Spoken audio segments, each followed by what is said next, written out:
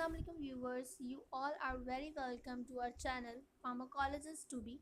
My name is Dr. Arisha Yusuf and this channel is very helpful for all the students who cannot get the basic concept of pharmacology और जिनको इस चीज़ में काफ़ी difficulty रहती है कि pharmacology को याद कैसे करना है, उसकी ट्रिक्स कैसे याद। एक बात हमेशा याद रखिएगा कि हर चीज़ ट्रिक से याद होती है। रट्टा is not the solution of all of the problem.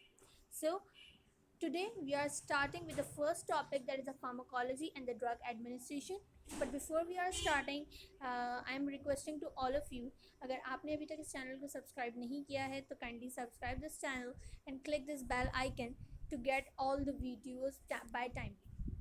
So starting with the lecture, that is the pharmacology and the drug administration. Whenever we are discussing about the pharmacology, we must know about the different terms and the definition.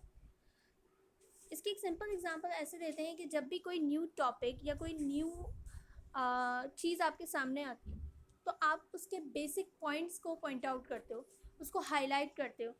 ठीक है, इसी तरीके से pharmacology के भी कुछ basic points हैं, कुछ टर्म्स हैं जिसको हम हाईलाइट करेंगे। First term is a drug.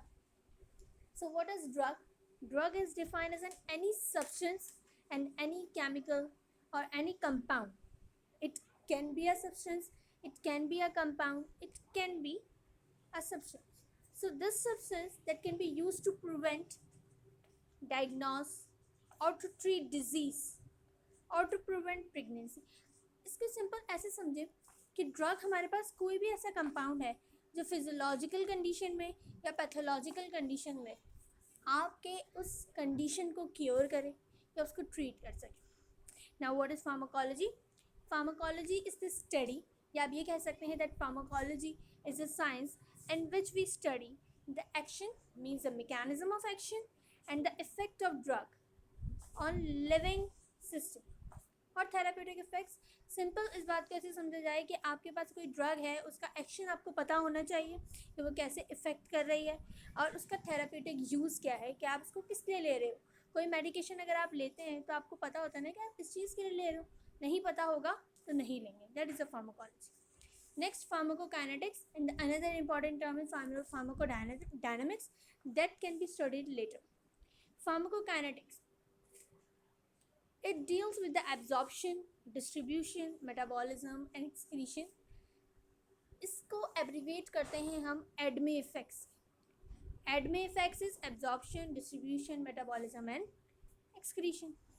Toxicology, any toxic effect that can be studied, that is a toxicology. किसी भी ड्रग का कोई टॉक्सिक इफेक्ट आपके सामने आया है तो उसे आप फार्माकोलॉजी में नहीं रखते, उसे आप टॉक्सिकोलॉजी में रखते हैं. ठीक है.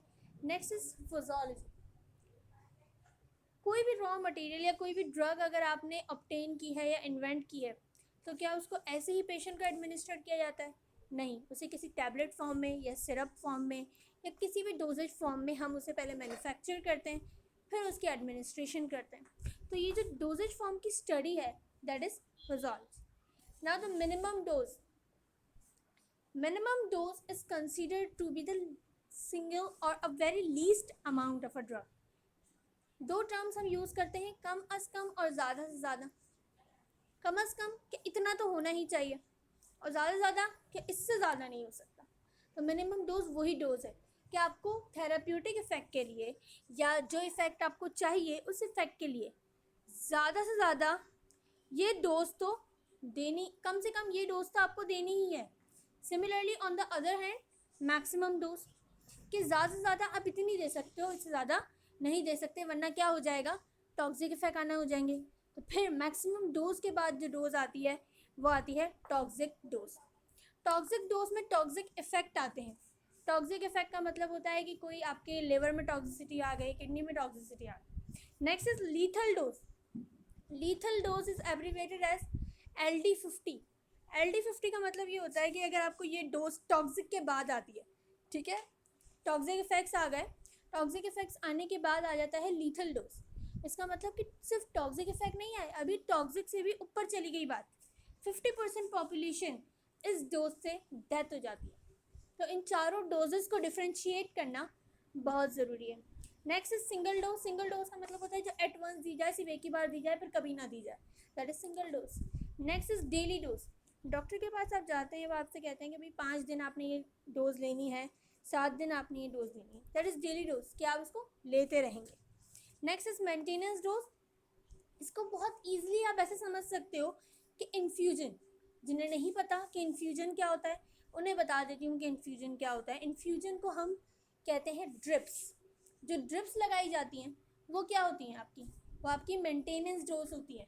मतलब कि जो इफ़ेक्ट चाहिए होता है उन्हें, वो से वो मेंटेन करके रखते हैं तब तक जब तक नीड है. ठीक है, लेकिन सिर्फ एक ड्रिप इसकी एग्जाम्पल नहीं है, और भी बहुत सारे एग्जाम्पल हैं. टाइम बाय टाइम हमने इसको डिस्कस करना है. Now pharmacology. किसी भी टर्म को पढ़ने के लिए एक आसान ट्रिक बताऊं तो आप उसको हमेशा 2 वर्ड्स में तोड़ो. जैसे कि हम बायोलॉजी पढ़ते हैं, बायो और लॉजी में तोड़ते हैं, इसी तरीके से फार्माकोलॉजी पढ़ें, फार्माको और लॉजी में तोड़ें. फार्माको का मीन होता है ड्रग, और लॉजी का मतलब होता है sciences. So that is a drug sciences. They're dealing with the study of desirable और undesirable effects. दोनों तरह के effects को हम यहाँ पे study करते हैं. That is another definition that the pharmacology is the study of drug and their action on the body, which has been discussed previously. Now what the actually drug is. इससे पहले जो drug की definition हमने discuss की वो एक basic definition थी. ये on the point of pharmacology है. किसी भी फार्माकोलॉजिस्ट को आपने जवाब देना है या किसी भी हॉस्पिटल के अंदर आपको जवाब देना है दैट व्हाट इज ड्रग, तो उस ड्रग को आप कहोगे that drug is a substance or a product that is used to intended to modify physiological system or pathological. Physiological और पैथोलॉजिकल का डिफरेंस क्लियर कर दूँ कि physiological means the normal functioning of the body और pathological means the disease condition of the body. Now, and the last we have discussing about the route of drug administration. That how can be drug administered by enteral, parenteral और by topical. Enteral route का मतलब ये होता है into the body orifices. Body orifices का मतलब होता है the hole or the opening of the body. That can be nasal, that can be your nose, that can be your eye, that can be your mouth. ठीक है. सो ये आपके क्या है, बॉडी ऑरिफिसेस हैं, जिसमें आपका oral route, sublingual, rectal route भी आ जाता है. Next is parenteral, that is injectable. Parenteral यहाँ पे अगर आप देखें तो यहाँ पे भी इंटेरल यूज हो रहा है. ठीक है, लेकिन यहाँ पे इंटेरल यूज क्यों हो रहा है ये भी बता दूँ. पैरा का मतलब होता है अदर और इंटेरल का मतलब ऑरिफिसेस. तो other than enteral that is parenteral, जिसमें आप इंट्रावेनस, इंट्रामस्कुलर और सबक्यूटेनियस इंजेक्शंस को लेते हो. इंट्रावेनस क्या है, जो आपके वेन्स में लगे. इंट्रामस्कुलर क्या है, जो आपके मसल्स में लगे. और सबक्यूटेनियस स्किन के सबक्यूटेनियस टिश्यूज के अंदर. Then the last is topical.